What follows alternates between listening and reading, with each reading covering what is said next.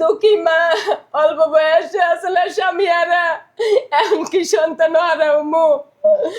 রাত দিন 24 ঘন্টা রাস্তায় দৌড়ে এই ছেলেরে বাঁচানোর জন্য। ভাই, আপনারা আমার ছেলের দিকে তাকাইয়া আমার ছেলেরে একটু সাহায্য করেন। আসসালামু আলাইকুম সুপ্রিয় দর্শক শ্রোতা। 10-12 দিন আগে আমি একটা ভিডিও তৈরি করছিলাম এই ছেলেটাকে নিয়ে। তো দেখছি যে অনেক মানুষ ফোন দিয়ে খুব বিরক্ত করছেন। মানে আপনি তো টাকা তো দেনই নাই, কিন্তু আপনি বিরক্ত করছেন, বিভিন্ন প্রশ্ন করেন।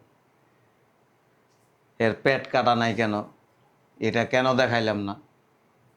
আমরা জানি যে ইউটিউব এবং ফেসবুকে কোনো কাটা ছেঁড়া কোনো কিছু দেখানো যায় না, ওদের কমিউনিটি গাইডলাইন আছে, এটা দেখানো নিষেধ। তো যার কারণে কাটা ছেঁড়া এগুলি আমরা কখনো দেখাই না। তো যারা ফোন দিয়ে বিভিন্ন প্রশ্ন করছেন, এটা হইল যে বোকামি প্রশ্ন। আর আপনার মনে যদি কোনো ডাউট থাকে, কোনো সন্দেহ থাকে, তাইলে আপনি সরাসরি ফোন নাম্বার দেওয়া আছে, ওনার সাথে যোগাযোগ করে আপনি আইসা দেখতে পারেন। কোনো বিষয় নিয়ে আমাদের মন্তব্য করার আগে সেটা অবশ্যই যাচাই করা উচিত। তো ওনার এই ভিডিওটা বানানোর পরে ভিডিওটা কিন্তু অনেক ভিউ হয়েছে, কিন্তু আমরা তো বাঙালি, 10 টাকা কাউরে সহযোগিতা করার আগে মানে বিভিন্ন ধরনের মন্তব্য তো করেই থাকি। আর সবচেয়ে খারাপ লাগার বিষয় হচ্ছে যে খারাপ প্রস্তাব দেওয়া। আপনি একজন মেয়ে মানুষের নাম্বার পায়া তারে সহযোগিতা করলে করবেন, না করলে নাই, কিন্তু তারে যদি আপনি খারাপ প্রস্তাব দেন, এগুলি কখনোই করা উচিত না। তো এই বিষয়ে আর বেশি কিছু বলার ইচ্ছা নাই। আমাদেরকে আল্লাহ বিবেক দিয়েছেন, জ্ঞান দিয়েছেন, বুদ্ধি দিয়েছেন। আমরা যদি আমাদের বিবেকটারে খারাপ কাজে লাগাই তাইলে তো আর কিছু করার থাকে না। আর বিবেক যদি ভালো কাজে ব্যবহার করি তাইলে সেটা তো কোনো কথাই নেই। তো ভিডিওটা বানানোর পরে মানে যেই পরিমাণ ওনার অপারেশনের জন্য খরচ দরকার, কিছু টাকা আসছে। আপনারা যারা সহযোগিতা করছেন আপনাদেরকে অসংখ্য ধন্যবাদ। এই ছেলেটারে আজকে হসপিটালে ভর্তি করাইছে, 2-3 দিনের মধ্যে ওর অপারেশন হবে। আমার যারা ভাই আছেন, বোন আছেন, যারা প্রবাসে থাকেন, যদি আপনি আল্লাহর বান্দা হন, আপনার ভিতরে যদি আল্লাহর মায়া থাকে, মহব্বত থাকে, আপনি যদি মানুষকে ভালোবাসেন, তাইলে আপনি এই বাচ্চাটা যেন অন্তত অপারেশনটা করাইতে পারে সেই ব্যবস্থা আপনারা করে দিবেন। আর যদি না দেন তাহলে তো সেখানে কিছু করার থাকে না। অনেক ভাইয়েরা আছেন সোশ্যাল মিডিয়াতে, বিভিন্ন মেয়ে মানুষ ফেসবুকে এসে লাইভ করে মুখে মাস্ক লাগায়।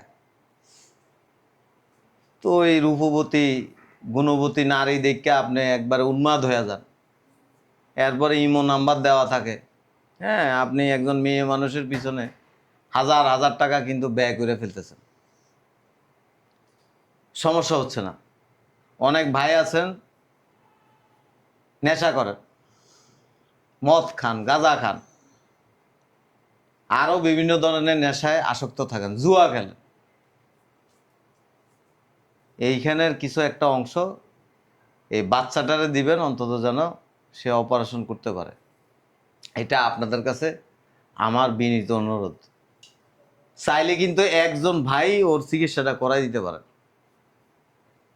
আর একজন না পারলে 10 জন করেন, 10 জন না পারলে 20 জন করেন,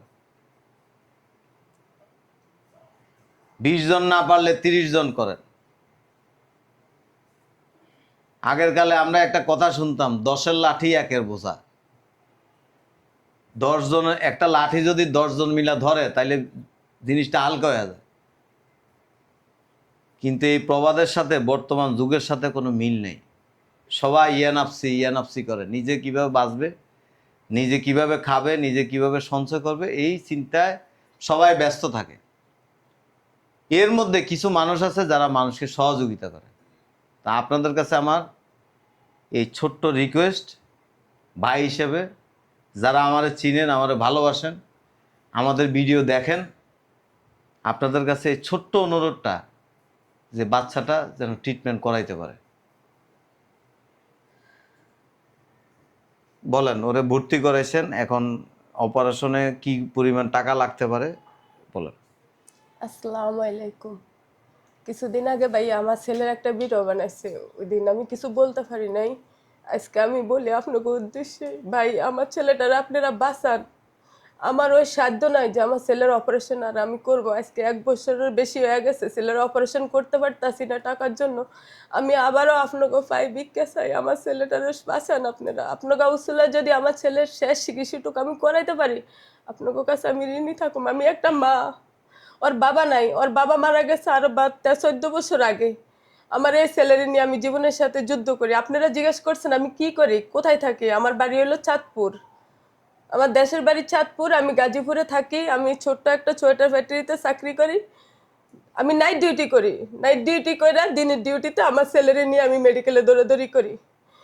কিন্তু ভাই আমি সারা রাত নাইট করে আসা যখন আমার ছেলের নিয়ে আর দৌড়াল লাগে না, তখন আমি একটু রেস্টে থাকি, ঘুমাই। আপনাকে ফোন ধরতে পারি না। যারা ভালো মানুষ তবে ফোন করেন, তাদের ফোন আমি ধরতে পারি না। আর যারা খারাপ মানুষ তবে ফোন দেন, তাও ধরতে পারি না। কিন্তু অনেকে আমার ডিস্টার্ব করেন না ভাই।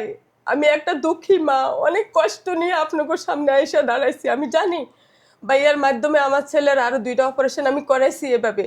এখন আপনারা সবাই মিলে যদি আমার সাহায্য করেন, আমার ছেলের শেষ চিকিৎসাটা আমি করাইতে পারি। ডাক্তাররা বলছে এটাই ওর জীবনের শেষ অপারেশন, আর কোনো অপারেশন করানোর জায়গা নাই আমার বাচ্চার ফ্যাটে। ওর আনামটা ফ্যাট কাটা, গলার থেকে তল ফ্যাট পর্যন্ত শুধু কাটা, এলোয়া 15টা অপারেশন হয়েছে। আপনারা যদি সবাই মিলে সহযোগিতা করেন, সবাই মিলে আমার ছেলের দিকে তাকাইয়া আমার ছেলের চিকিৎসা করানোর জন্য একটু টাকা পয়সা দান করেন, তাহলে আমার ছেলের এই শেষ অপারেশনটা আমি করতে পারবো। আর আমার ছেলের আজকে আমি মেডিকেলে ভর্তি করছি, কোনো মিথ্যা কথা না, সব সত্য কথা। এখানে কোনো আছে না ফাউল ভিডিও বানাইতে আসি না, বাস্তবে ভাইয়ার কাছে আসছি। আমি ভাইয়ার অনেক ফলান, তাই ভাইয়ার কাছে আইসা আমার ছেলের জন্য ভিডিও বানাই। আরো ইউটিউবার আছে, ভাইয়ের মতো ভিডিও কেউ বানাইতে পারে না। কিন্তু আপনারা ভুল বুঝছেন, আমি ভুল না, আমি সত্যি আপনাদের কাছে ভিক্ষা চাই, আপনারা আমার ছেলেরা বাঁচান। আর আমি একটা চাকরি করি ভাই, আমার বসক উদ্দেশ্য বলছি, বস এই ছেলের উসুলা আমি ফতের ভিখারি। আমার সুপারভাইজার মেয়ে করে বলতেছি, আপনাকে উসুলা যদি আমার চাকরিটা বাইসা থাকে, আপনাকে সহযোগিতা যদি আমি আমার চাকরিটা বাঁচিয়ে রাখতে পারি, আমি শুধু খাওয়া ঘর ভাড়া আর আমার ছেলের ওষুধ খরচ, আর কিছু না। আমার কোনো লোভ নাই মানুষের টাকা পয়সার প্রতি। আমার একটাই সিদ্ধান্ত, আমার ছেলেটা বাইসা থাকলে আমি ওরে নিয়ে দেশের বাড়িতে যাই ভিক্ষা করে খাবো। মানুষে আমার পাগল বলে, আমি পাগল না। সবাই বলে আমি নাকি পাগল, আমি পাগল না, আমি স্বাভাবিক একটা মানুষ। শুধু এই ছেলেরে নিয়ে সারাদিন মেডিকেলে দৌড়াই, রাস্তায় দৌড়াই, আবার সারা রাত যাই নাইট করি। আমি একটা মেয়ে মানুষ, আমি ছেলে না। আমার মাথায় যা কাজ করে আমি তাই করি ভাই। আপনাদের কাছে আমি একটা দক্ষিণী মা আঁচল পাচ্ছি, আমার ছেলেটার আপনারা বাঁচান। ডাক্তাররা তো আমার কাছে কোনো কিছু দাবি করে নাই, শুধু আমার ছেলের চিকিৎসার টাকাটা আমি যদি ম্যানেজ করে যাইতে পারতাম। গেছে বছরে মে মাসে আমার ছেলের অপারেশন করছিলাম, আমার ছেলের মৃত্যু সজ্জা পাঞ্জা লড়ছিল, আমার 5,95,000 টাকা গেছে। এগুলো তো ডাক্তাররা খায় নাই, এগুলো শুধু মেডিসিন কিনছি আর পরীক্ষা নিরীক্ষা করাইছি ভাই। এটাই আমার বাচ্চা শেষ অপারেশন। আর কোনো দিন ভাইয়ের মিডিয়ার সামনে আমি আর আসুন না, আজকে শেষ কেন।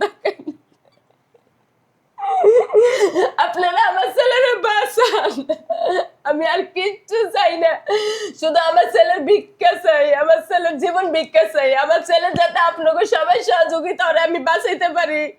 এখন টাকার দরকার, মানুষের মুখের মত কথা দিয়ে মানুষের জীবন বাঁচে না, শুধু টাকার দরকার। ওই ক্ষমতা তো আমার নাই, আমার তো বাবা নাই, আমার বড় ভাই নাই, আমার আত্মীয় স্বজন 18 বছর ধরে আমার ছেলে চিকিৎসা চালাই নিছে, লাস্টে 2টা অপারেশন ভাইয়ার সহযোগিতা নিছি। এখনো আপনারা চেষ্টা করলে পারেন আমার এই এতিম ছেলেটারে বাঁচান আপনারা ভাই। আপনাদের কাছে আমার আর কিছুই চাওয়ার নাই। আপনারা খারাপ মনস্তাব করবেন না। আমি একটা দুঃখী মা, অল্প বয়সে আসলে স্বামী হারা, এমনকি সন্তান হারাও মু। রাত দিন 24 ঘন্টা রাস্তায় দৌড়ে এই ছেলেরে বাঁচানোর জন্য। ভাই, আপনারা আমার ছেলের দিকে তাকাইয়া আমার ছেলেরে একটু সাহায্য করেন। আর আমার অফিসের বসকে কাছে বলি, বস আমি মিথ্যা কথা বলি না, সাজিদরে নিয়ে আমি জীবনের সাথে যুদ্ধ করি, আপনাকে উসুলা যাতে আমার চাকরিটা বেঁচে থাকে। আমি চাকরি করি, এটা মিথ্যা কথা না। আমি একটা সোয়েটার ফ্যাক্টরিতে চাকরি করি, সারা রাত নাইট করি, সারাদিন পুতেরি নিয়ে দৌড়াদৌড়ি করি। আমার আর কিছু বলার নাই। আমি একটা দুঃখিনী মা, আপনাকে কাছে আমার ছেলের জীবন ভিক্ষা চাই। আজকে শেষ, আর কোনোদিন আমি আসুম না সোশ্যাল মিডিয়াতে যদি ছেলে বাইসা থাকে। আর বাইসা না থাকলে তো আল্লাহর কাছে শুকুর, আলহামদুলিল্লাহ, কিছু বলুম না। আসলে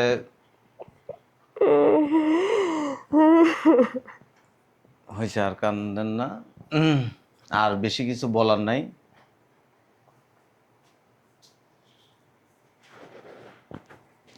মানুষ তো একটু আবেগ বেশি, আর আমাদের সমাজে একটু আবেগী মানুষের সংখ্যা বেশি। যারা আবেগ নিয়ে কাজ করেন,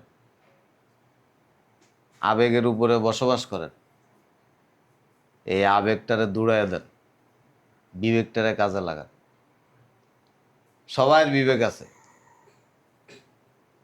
আমরা চাইলে এই বিবেক দিয়ে এই সমাজ, এই পরিবার, এই রাষ্ট্র আমরা সব চেঞ্জ করতে পারি।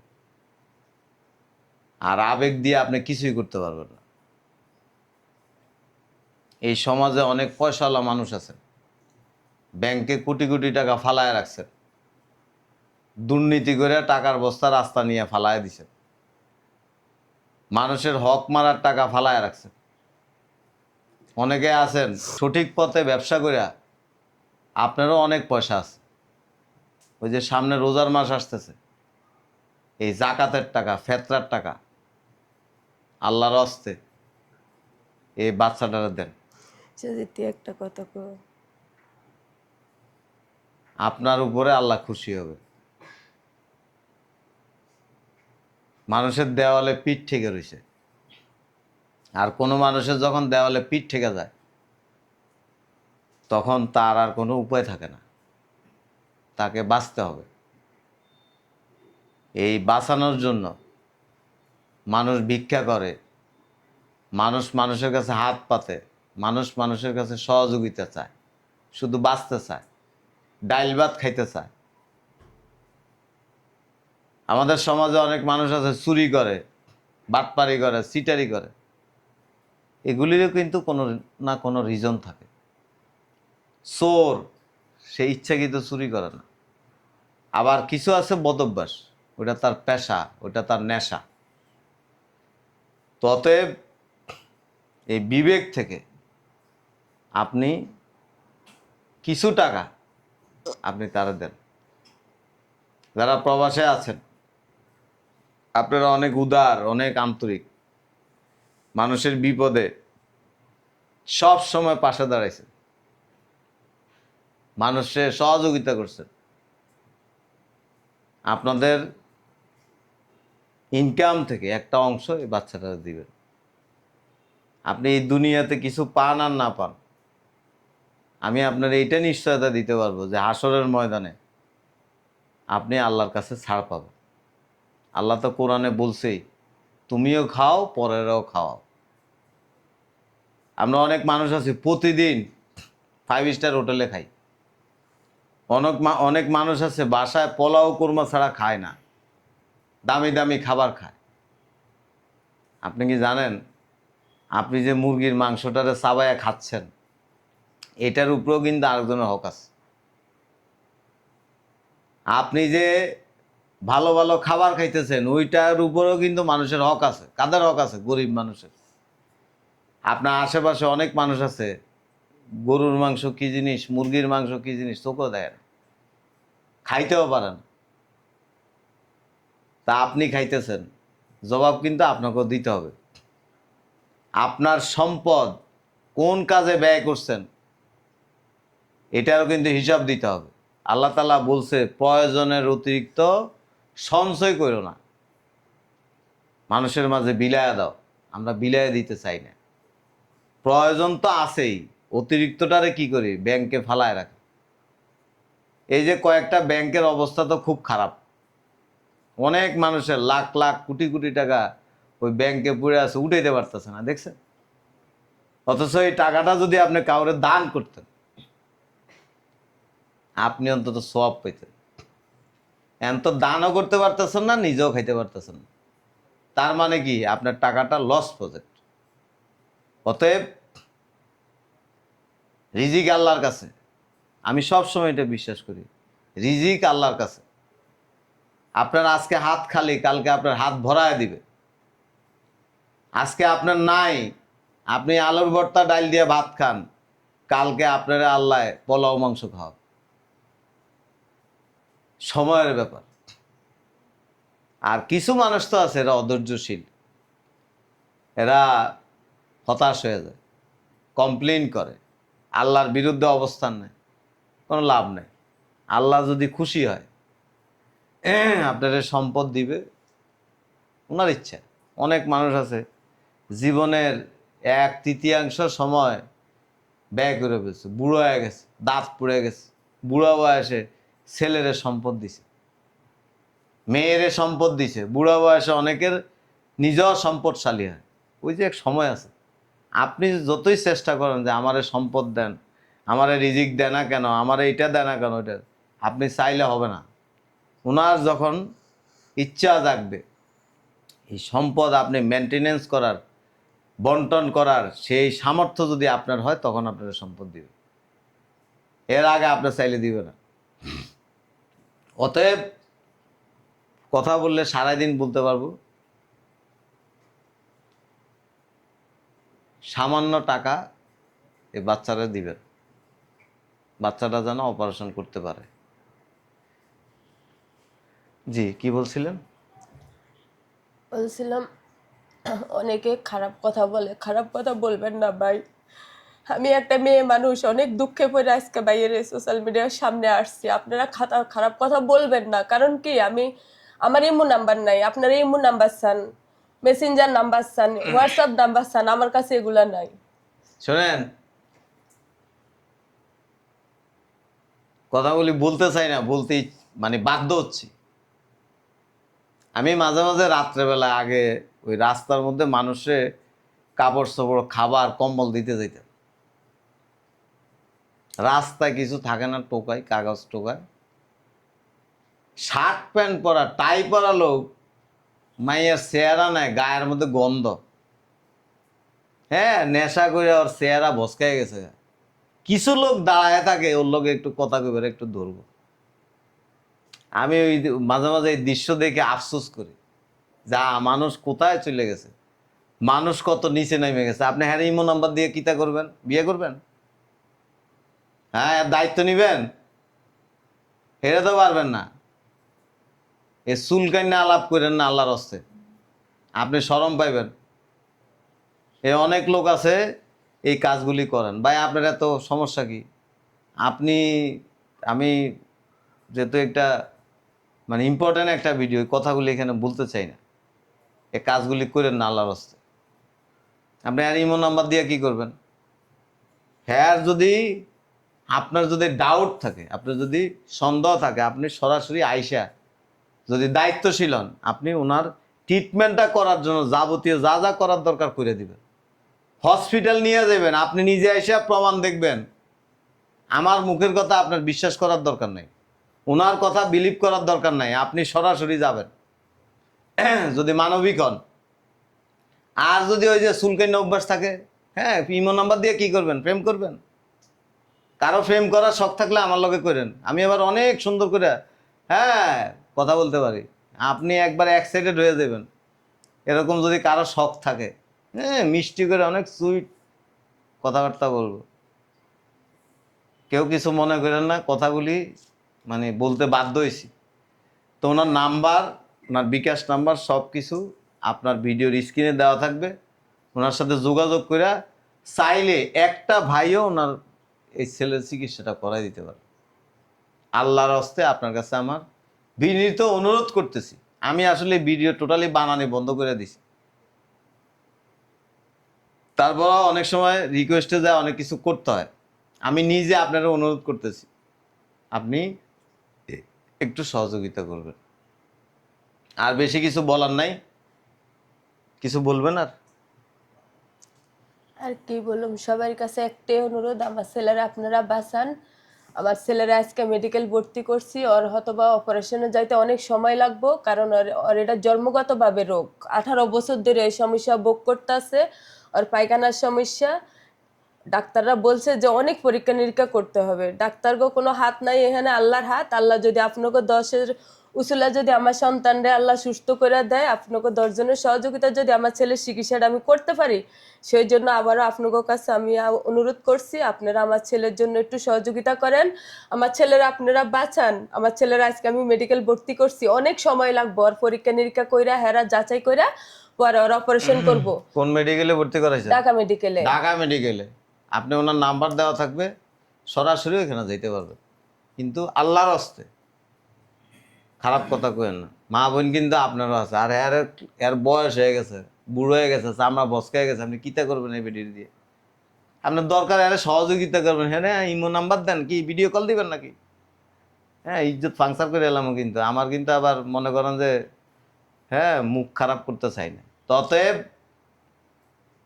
যারা ভালো মানুষ তারা সবসময় ভালো। আপনি ওই ভালো মন মানসিকতার থেকে ওনারে আপনি সহযোগিতা করবেন, ওনার বাচ্চারে আপনি ট্রিটমেন্ট করবেন। আল্লাহ আমাদের সবাইকে ভালো রাখুক, সুস্থ রাখুক, আর ওনার ছেলে যেন সুস্থ হয় সেই তৌফিক দান করুক। আপনাদেরকে সহযোগিতা করার মন মানসিকতা দিক।